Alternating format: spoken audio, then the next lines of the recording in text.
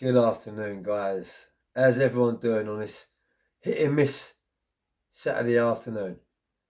It's just gone 12, so yeah. Hope everyone's having a good weekend. Hope you're all enjoying yourself. Hope you're all in the best of health, best of wealth, and being the best version of yourself. And I hope whatever you're doing, you're keeping yourself nice and safe. Welcome to my channel, guys, Joey Barnett TV, where, as I always say, I like to upload different content mainly for awareness and to let people know that committing crimes and taking drugs isn't glamorous. Although I do mix my content up, and yeah, that's how I'm running my channel at the minute, by my own personal experiences. So I don't fabricate stories, I don't make stories up, I don't read books to tell stories on my channel. Everything what you hear is straight from the horse's mouth, straight from me. And you know, I've got bundles and bundles of experience of being in prison with abundance, and I mean with abundance, you know, from a very early age, from as young as you can be in ball stalls, YCs, DCs, young offenders, adult jail, went right the way through the system, and actually didn't stop going into back through them revolving doors until I was in my 40s.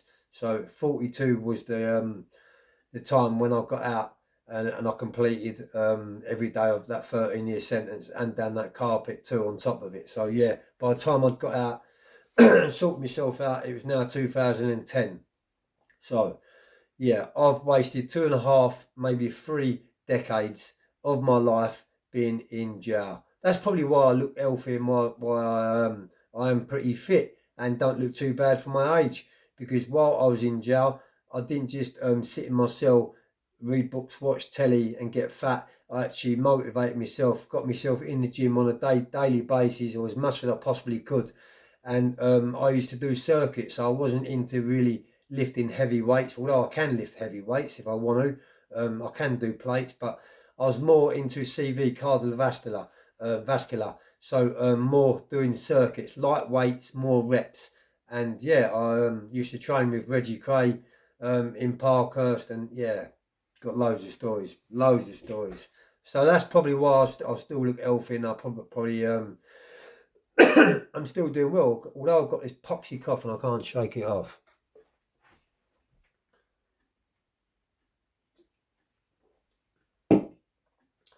So I'm sorry I shut the last video off. My missus is shopping at the minute with Luca, and when my phone rings, my video automatically stops, which is annoying.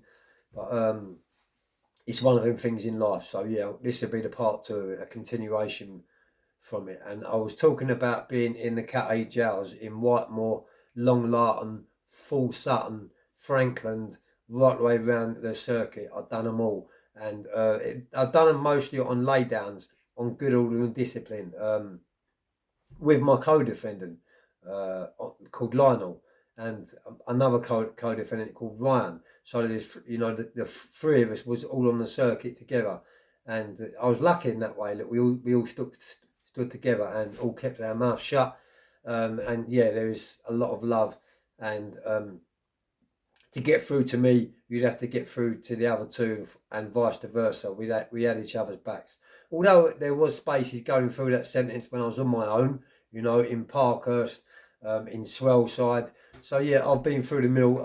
I've soldiered through them landings, got through them landings by whatever ways and means I got through them at the time. I've had quite a few fights in there, yes. Plunged quite a few people, I'm not proud to say, but unfortunately that's how it was back then. Everyone was tooled up, and you had to get them out of the way, very quickly. Otherwise, he'd be getting you out of the way very quickly. You know, it's a very dangerous mindset. It's a very dangerous place to be in. Although a lot of his local jails ain't nothing like that. The BCAT trainers, but yeah, you know, they are running around, still stabbing each other, and yeah, I've seen some horrific ones. I've seen some horrific stabbings. I see one in Swellside, and it was a hot pepper sauce bottle. So it was like I've actually got one in the cupboard, a square one. Let me go and pause this video and show you what type of bottle it was. I knew I had it.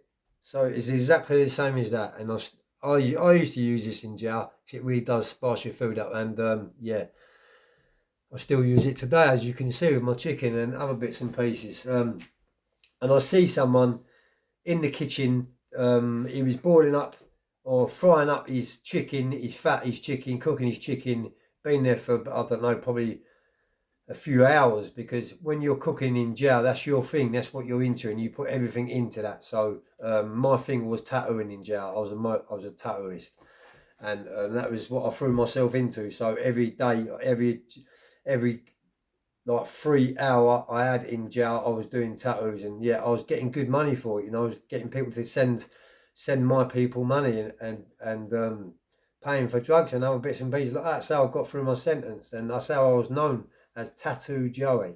So yeah, that was my nickname, Tattoo Joe.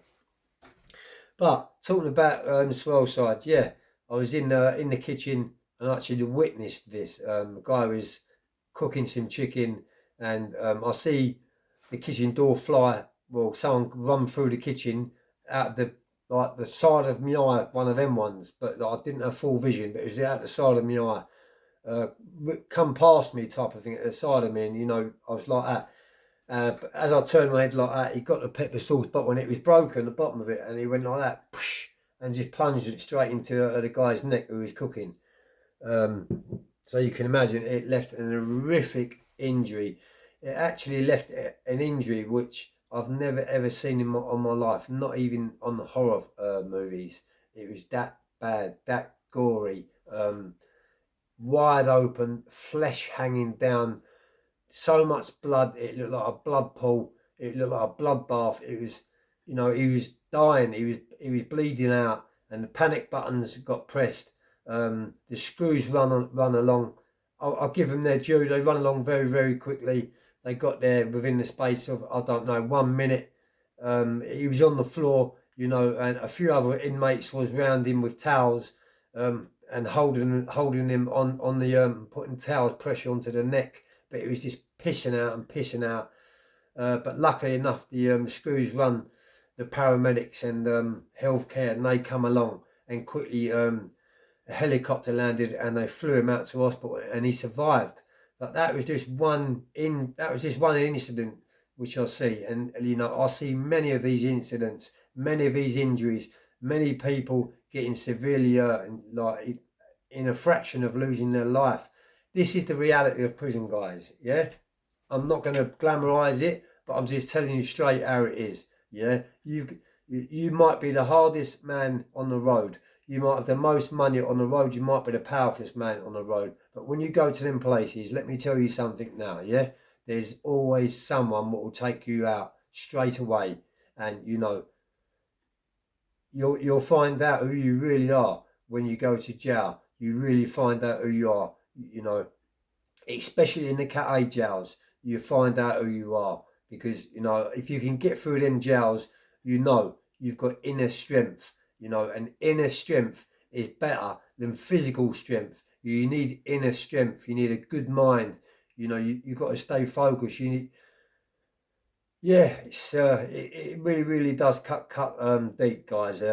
But yeah, I'm going to end this one here, because obviously I'm going to be doing more uploads about prison. But yeah, guys, hope everyone has a good weekend, and don't forget to share my videos, because the reason why I tell these stories, guys, is to spread awareness, to inspire people, to let people know what goes on behind jails. That's what you're up against.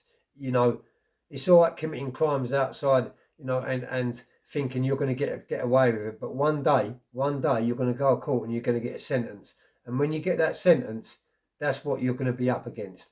Things what I just mentioned. So bear that in mind, guys. If I can deter one person, from not following my footsteps or not going to jail, then my job's done. Have a great day, everyone. Peace. Much love and respect, man.